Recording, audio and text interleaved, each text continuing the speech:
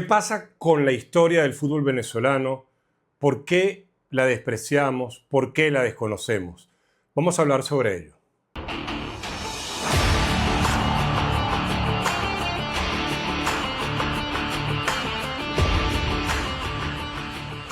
A mis 47 años, muchos caemos en la tentación de creer que sabemos todo y que las generaciones jóvenes nos tienen que escuchar a nosotros.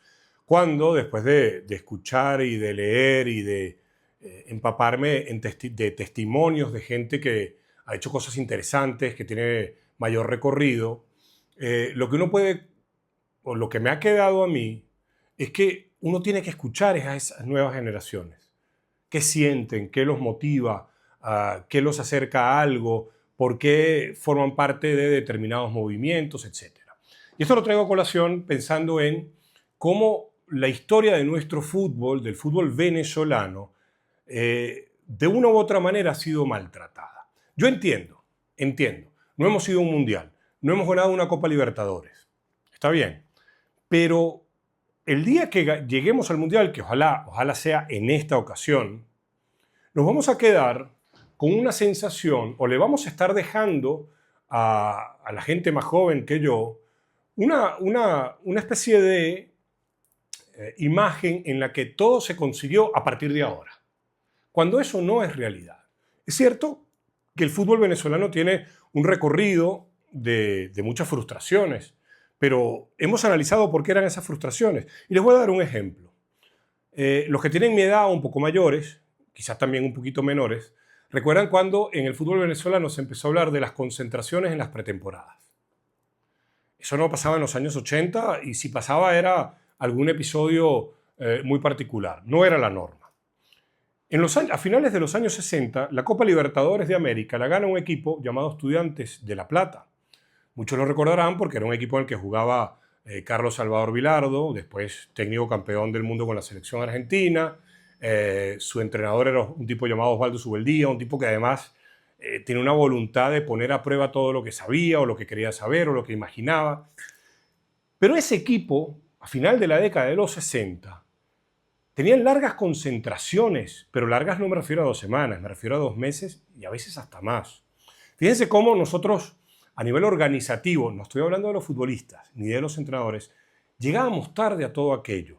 La selección, cuando jugaba el premundial, que no era el de hoy en día del todos contra todos, sino el que eran 2 grupos y se jugaba de una manera más condensada, no tenía ni los partidos amistosos con rivales importantes, ni los tiempos de entrenamiento o concentración. Aún así, y teniendo todos esos golpes de resultado, esa historia hay que enseñarla. Y es cierto que han existido iniciativas o existen iniciativas individuales y poco valoradas, no por el trabajo, sino porque en realidad al público parece que no le interesa. Me refiero, por ejemplo, a los libros de Jesús García Regalado, algún libro por ahí que yo tengo que escribió Lázaro Candal, en paz descanse, una oferta editorial irrepetible que hizo Eliezer Pérez Pérez, que ya no se consigue y que incluso el propio Eliezer me dijo que estaba descatalogado, o sea que básicamente el libro lo conservo como un tesoro. Yo sé que Tomás Muñoz, el periodista que todavía comenta los partidos de la Liga Fútbol, tiene una iniciativa en su canal de YouTube y hay un par de cosas más en estas redes sociales. Pero tendríamos que preguntarnos, nosotros, ¿qué estamos haciendo para que a las nuevas generaciones les interese aquello?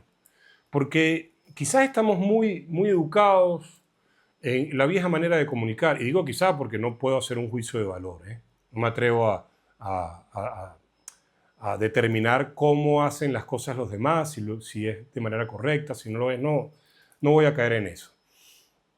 Pero ¿qué estamos haciendo para que estas nuevas generaciones que se están acercando ahora a la Vinotinto, por ejemplo, a partir de lo que la selección está peleando, que es un cupo al Mundial, conozcan esa historia anterior? Porque en esos tiempos anteriores, con Richard Páez y con César Farías se compitió para ir a un Mundial. Con Rafael Dudamel casi se gana un Mundial Sub-20. Con Farías y con Dudamel se clasificó a mundiales de sus categorías. Pero también en los tiempos, ya retrocediendo aún más, tuvimos selecciones que compitieron. Yo no me quiero olvidar de aquella selección que ganó los centroamericanos del Caribe que se hicieron en Maracaibo, aquella selección que compitió en el preolímpico de Mar del Plata en el año 96. Y podemos ir más atrás y podemos hablar de figuras, podemos hablar de Laureano Jaimes, por ejemplo, podemos hablar de Stalin Rivas, de Gaby Miranda, más acá en el tiempo de Cari Noriega, Cristian Cáceres, también metamos a Gerson Díaz, metamos no sé, al Pollo Hernández, lateral de la selección y del Táchira, en fin, hay muchas cosas que podemos hablar. Pero, y aquí viene el kit de mi reflexión. Si a estos futbolistas, las generaciones, digamos, anteriores a las mías, no las conoce y por ende no les puede dar el valor que tuvieron, porque competían o intentaban competir en unas circunstancias totalmente adversas. No era porque los argentinos fueran mejores jugadores, o los brasileños, o los uruguayos. No, es que además partían en desventaja desde el punto de vista de la planificación del episodio competitivo. Yo siento que es natural que no los conozcan. Pero ¿cómo no va a serlo si Juan Arango, el futbolista más importante que ha tenido el fútbol venezolano, para algunos el mejor, para otros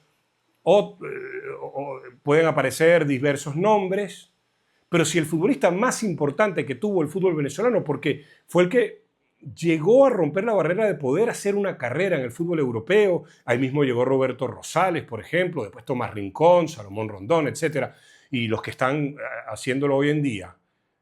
Si Juan Arango, con el que no me une ningún tipo de relación, ni buena ni mala, no, yo no, creo que con Juan Arango habré conversado 3, 4 veces en mi vida, yo no puedo contarme ni entre la gente cercana a él. Pero si Juan Arango, hacerle un partido de despedida cuesta tanto en este país, y yo no sé si Juan Arango, eso lo sabrá él, camina por las calles, más allá de algunas ciudades en particulares, y es detenido para una foto, para un autógrafo, con la asiduidad que uno espera por un tipo que significó tanto para el fútbol venezolano. Si a Juan Arango le cuesta tanto hacer eso, y si la federación, yo no conozco las internas en cuanto a lo que es el aspecto comercial, yo no manejo esas cosas. Una cosa que me lo cuenten y yo pueda replicárselo a ustedes. Pero aprovechando que se llena el Monumental de Maturín con 52.000 personas, llevarlo y hacerle una entrega en una placa, y no sé si Conmebol no lo permite, o encontrar la manera de aprovechar esa cantidad de gente que le hagan ese homenaje. Imagínense que puede quedar para los demás. Y aquí me lleva a otra reflexión. ¿Qué están haciendo los actores del fútbol venezolano por recuperar, validar y que se conozca esa historia?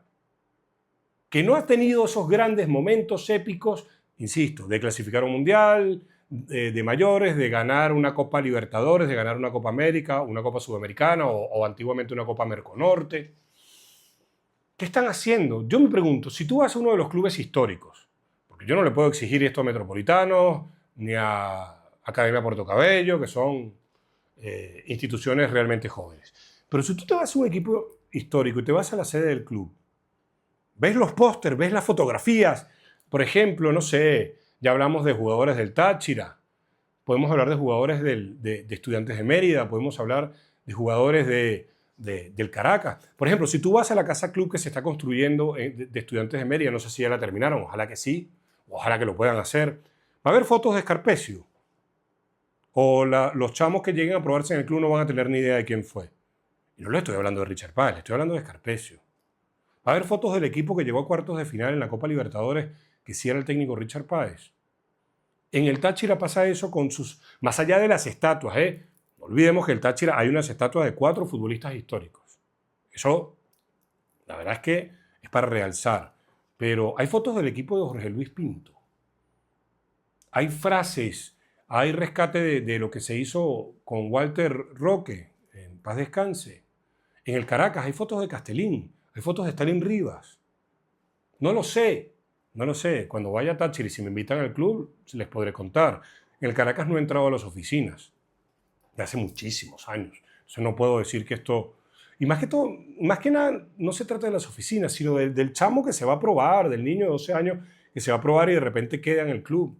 Que le cuenten esa historia, porque no tiene que ir solamente un profesor un día a la semana. No. Sino que de repente diga, oye, este equipo, ¿quién era ese peludo? No, ese peludo era Gaby Miranda. ¿O quién era este chiquitico rubio? No, ese era Gerson Díaz y jugaba de esta manera. O que te aparezca un tipo con la banda de capitán y ¿a quién era esa? No, ese era el Pájaro Vera, que además fue capitán de la Vinotinto. Estoy dando ejemplos muy básicos.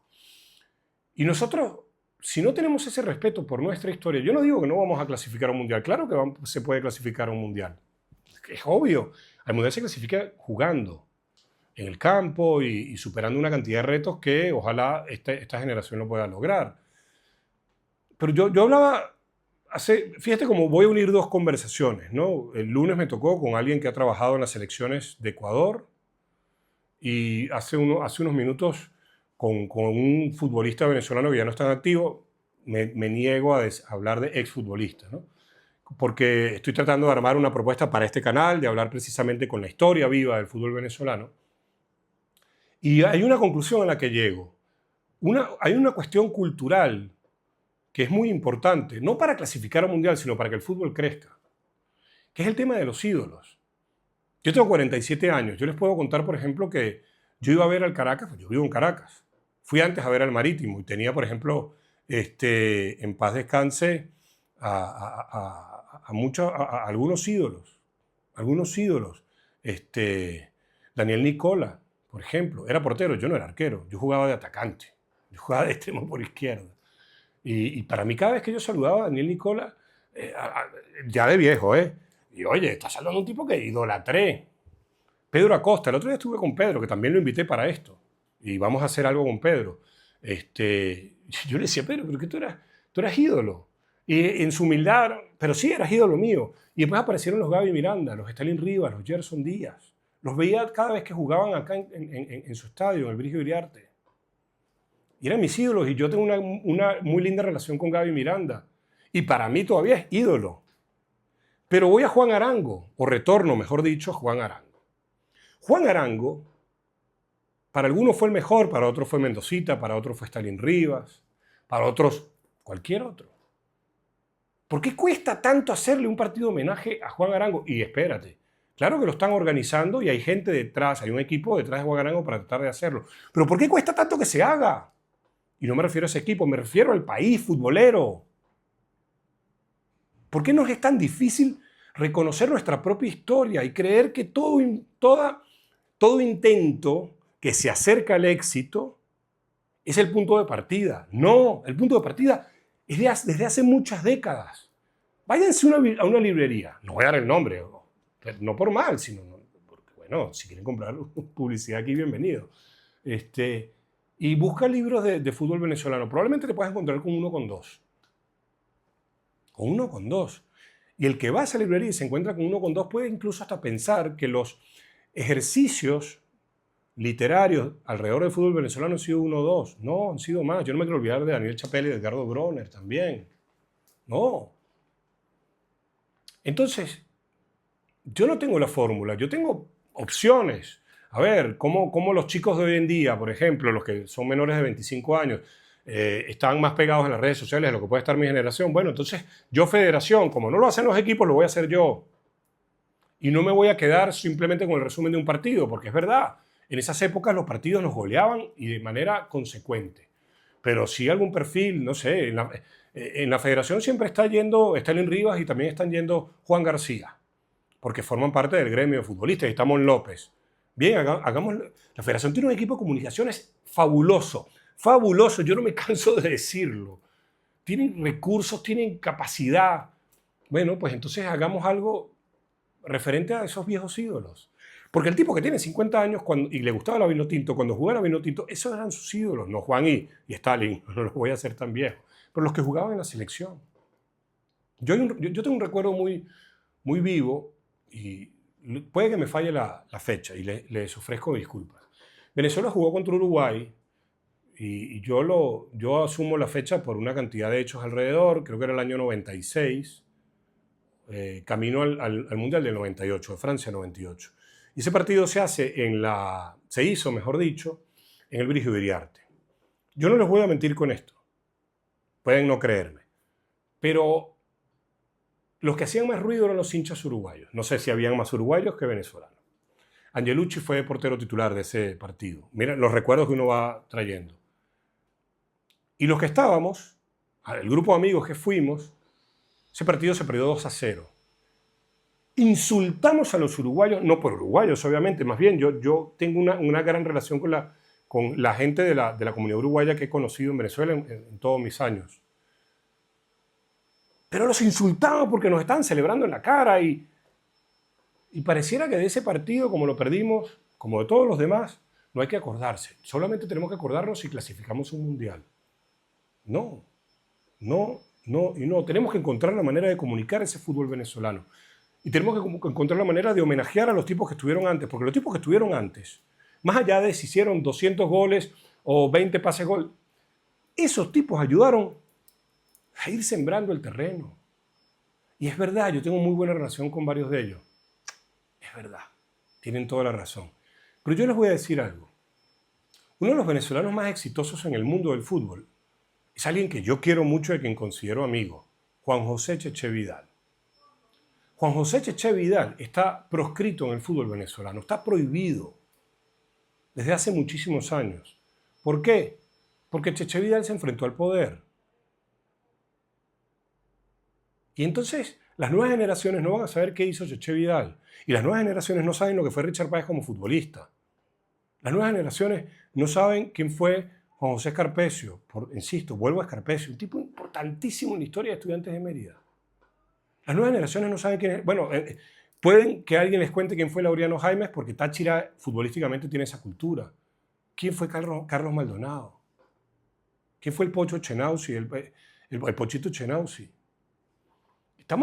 Nosotros tenemos un desprecio por nuestra historia que no es bueno. Y nos pasa mucho también en el tema sociedad. Simón Bolívar, yo no puedo agregarle méritos a Simón Bolívar en este video. No soy quien. Los conocemos, los hemos estudiado. Pero los tipos que estaban alrededor de Simón Bolívar es como si estuvieran un escalón menor. No, ¿quiénes somos nosotros para poner escalones? Bueno, lo mismo pasa con el fútbol. Pero en el fútbol, ni siquiera Juan Arango, más allá de las charlas de café o de que lo hablemos en este espacio o en los distintos programas de televisión, de radio, no está el homenaje a Juan Arango. Y no estoy pidiendo que le hagan una estatua a Juan Arango. No, yo no me meto en la economía de nadie. Pero un reconocimiento como tal a los Cristian Cáceres, a los Cari Noriega, a los Gaby Urdaneta. ¿Cómo es posible que Gaby Urdaneta, nadie sabe de Gaby Urdaneta en este país? ¿Cómo es posible que Gerson Díaz y Gaby Miranda salieron del fútbol y la gente se acuerda de ellos porque de repente Gaby Miranda recibe una invitación para un canal, para una antesala de un partido? Y no tampoco estoy pidiendo que le hagan libros a cada uno, no, que cada quien... Pero sí, por favor, eduquemos a las próximas generaciones que aquí siempre se jugó fútbol. Mejor o peor, pero se jugaba.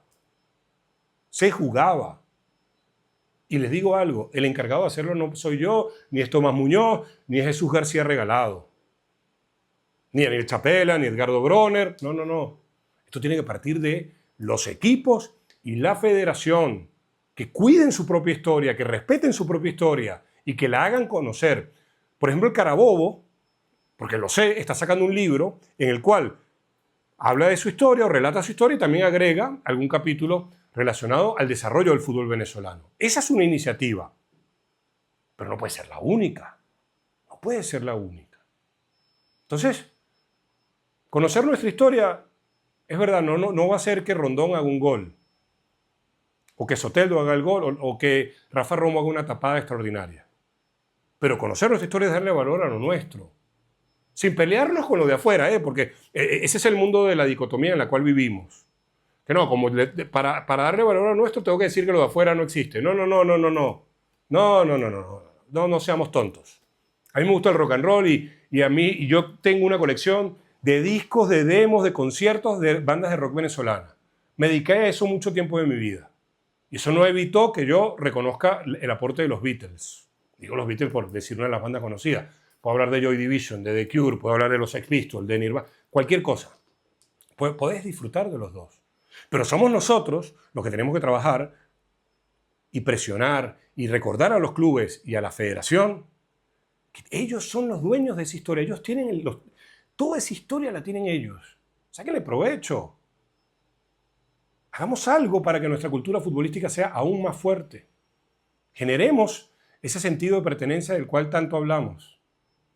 Porque si no son ustedes los primeros que den el paso, no nos exijan a nosotros. Porque nosotros trabajamos para sobrevivir. Y todo aquel que llega a este punto del video se puede dar cuenta por las visualizaciones que tienen mis videos. Yo no vivo de esto. No vivo de esto. Me encantaría hablar, pero no vivo de esto. Entonces, respetemos nuestra historia y demos el primer paso. No esperemos de que la empresa privada o la empresa pública se meta en la organización del partido de Juan Arango. Federación, el llamado es para ti. Venezuela juega contra Brasil. Ese día hay que hacer un acto. Hay que hacer un acto. Y después de Juan Arango, sigamos con otros. Pero den el primer paso. Porque si nosotros, o ustedes como federación, mejor dicho, no son los impulsores del conocimiento y del reconocimiento de nuestra propia historia, no se lo pidan a los periodistas. Los periodistas tenemos demasiado tratando de subsistir.